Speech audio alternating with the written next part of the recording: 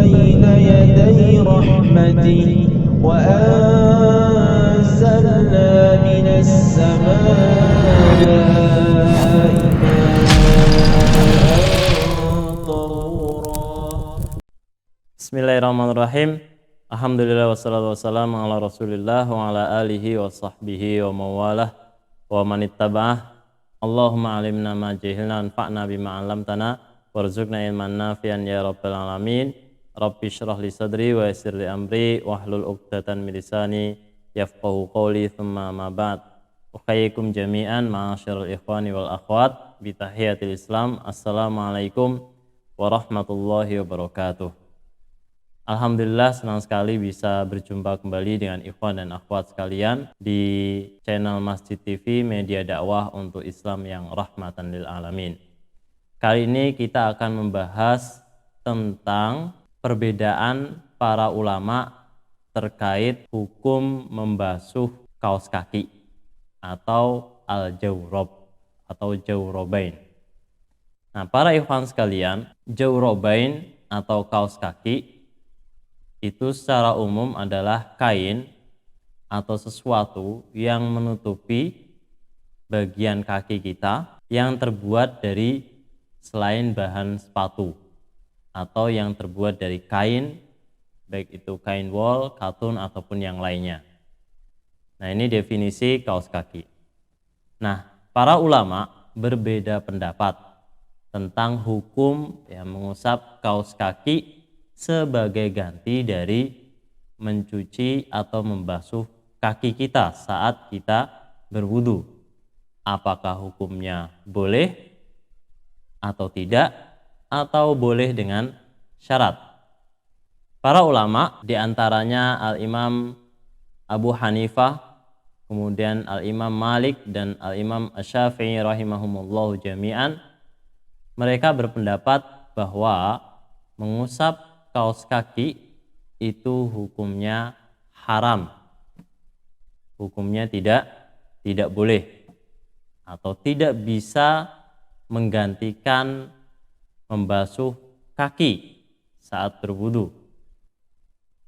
Kemudian para ulama dari kalangan pengikut Abu Hanifah, diantaranya Al-Imam Abu Yusuf, kemudian juga kalangan-kalangan Imam Malik dan Asy-Syafi'i, pengikut-pengikutnya, di antara mereka ada yang berpendapat bahwa mengusap kaos kaki itu hukumnya boleh, tapi dengan syarat harus tebal.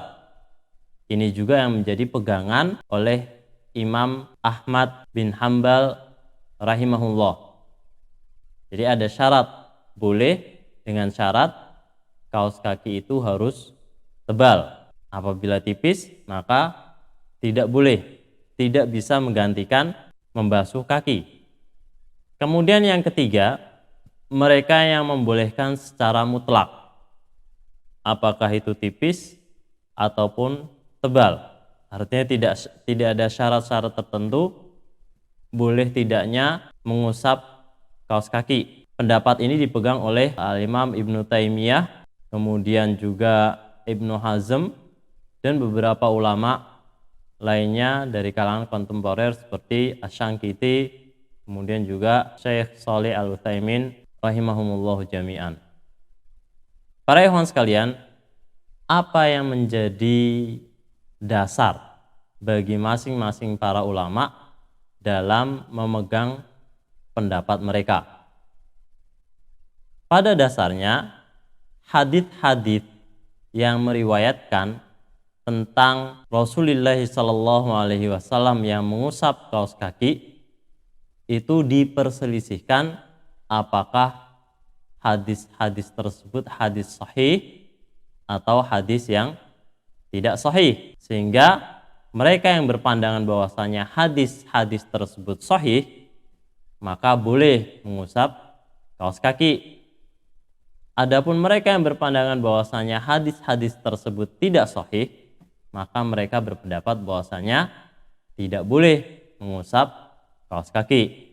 Nah, di antara hadis-hadis yang diperselisihkan itu yaitu hadis dari Al-Mughirah bin Syu'bah radhiyallahu an, di mana dia mengatakan bahwa annahu sallallahu alaihi wasallam atau anna Rasulullah sallallahu alaihi wasallam tawaddoa famasaha ala na'laihi wa jawrabaihi atau famasaha ala na'lain wal jawrabain.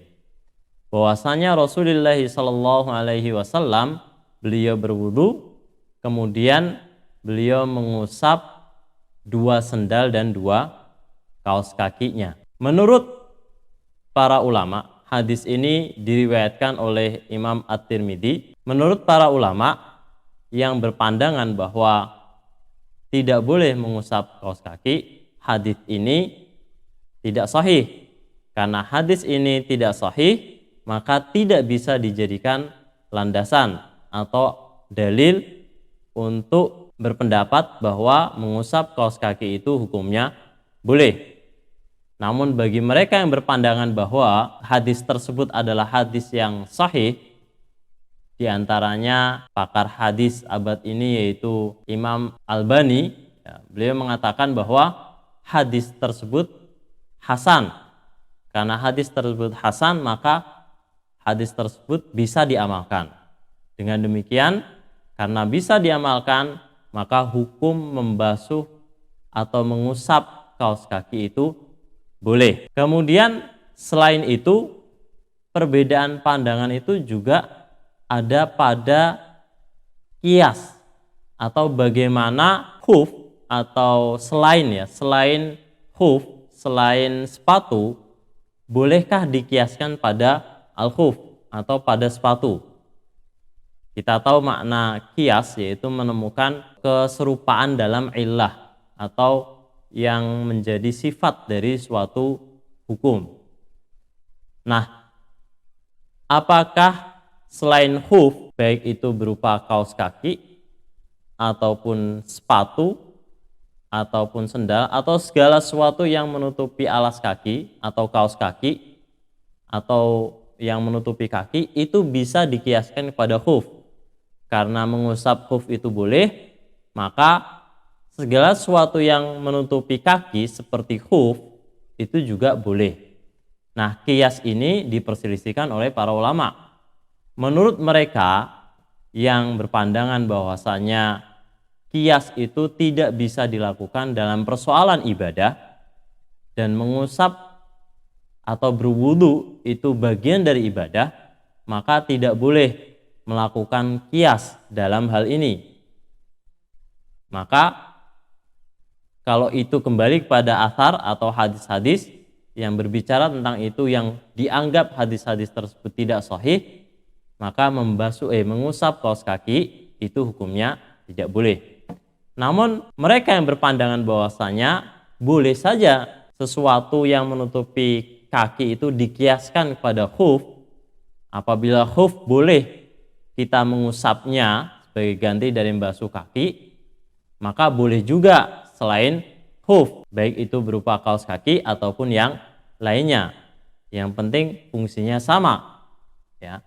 Maka dalam hal ini boleh saja seseorang itu mengusap kaos kakinya berdasarkan qiyas.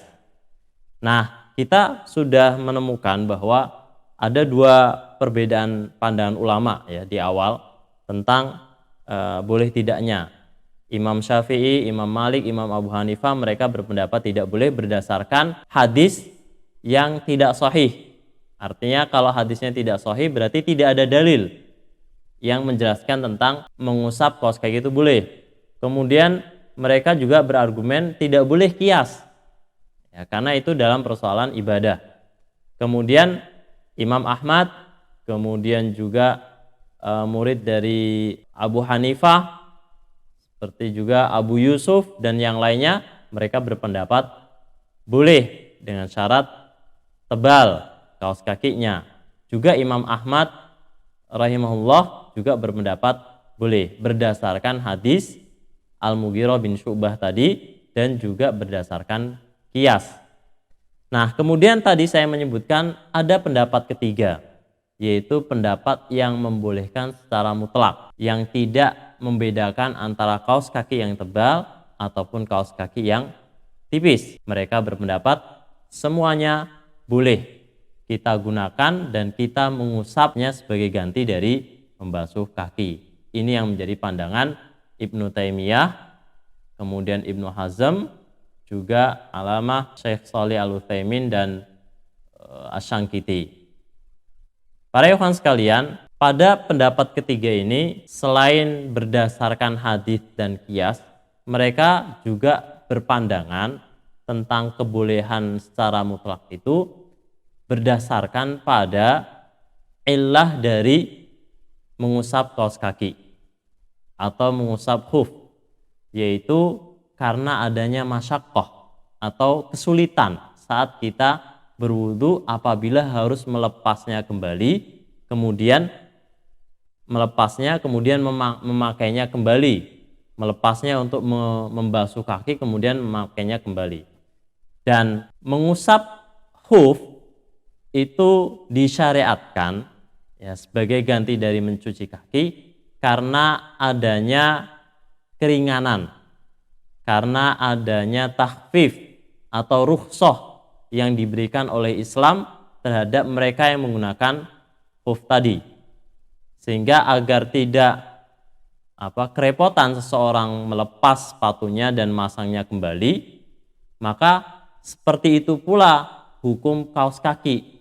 Karena apabila seseorang melepas kaos kakinya kemudian berwudu mengusapnya kembali, dia akan menemukan masyaqqah atau kesulitan, sehingga di situ ada rukhsah juga sebagaimana rukhsah terhadap khuf. Nah, karena sifat rukhsah ini atau illah rukhsah ini ditemukan dalam kasus kita menggunakan kaos kaki, maka hukumnya boleh sebagaimana kita dibolehkan mengusap al-khuf. Jadi inilah ilahnya kira-kira mengapa kita diperbolehkan mengusap kaos kaki. Saya sendiri berpandangan ya, seperti pendapat kelompok ketiga yang membolehkan secara mutlak. Apapun itu jenis kaos kakinya, apakah tebal ataupun tipis, dari bahannya terbuat dari apapun, boleh bagi kita mengusap kaos kaki sebagai ganti dari mencuci kaki saat kita berwudu. Barakallahu fikum, semoga ada manfaatnya bagi ikhwan dan akhwat sekalian. Hadanallahu iyyakum wa lakum minkum. Subhanakallahumma wa bihamdika asyhadu an la ilaha illa anta astaghfiruka wa atubu ilaik. Assalamualaikum warahmatullahi wabarakatuh. Baina yaday rahmati وأنزلنا من السماء